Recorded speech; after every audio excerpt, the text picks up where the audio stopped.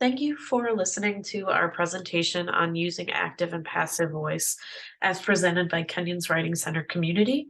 You can follow us on Twitter and Instagram at KenyonWCC.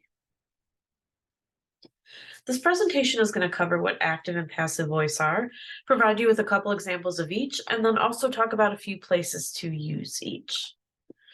Active voice is used when the subject of the sentence, so the noun like a person, place, or thing, idea, or noun phrase completes the action or verb of the sentence. For example, the students completed the experiment. Here, the students are doing the work, in this case, the experiment. They are the subject, and completed is the action. Another example, the new owl mascot attended many Kenyon events. In this sentence, the mascot is showing up, therefore it's the subject and attended is the action. We'll talk about what events and experiment are in a little bit.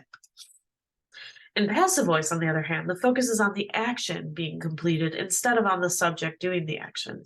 So, for example, the paper was completed by the students. Here, the action was completed is before the subject, the students. Another example, many Kenyon events were attended by the new owl mascot. In this example, the action were attended is before the subject, the new owl mascot. So some tips to keep in mind for active voice. You want to think about how a sports announcer describes a game as it is happening play by play.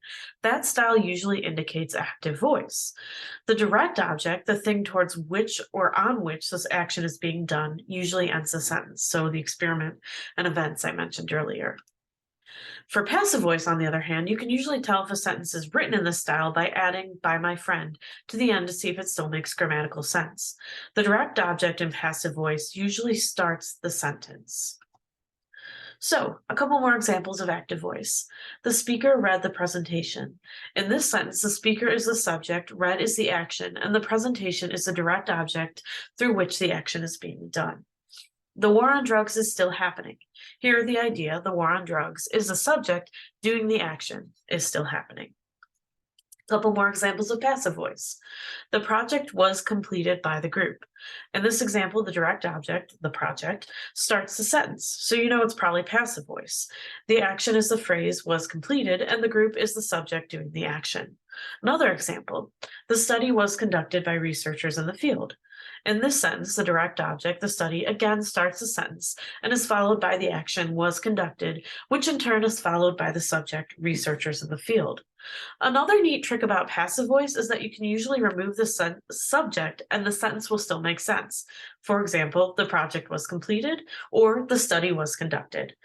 The subject in the sentence in passive voice isn't always necessary, which helps us eliminate some biases in the field. We'll talk more about that in a sec.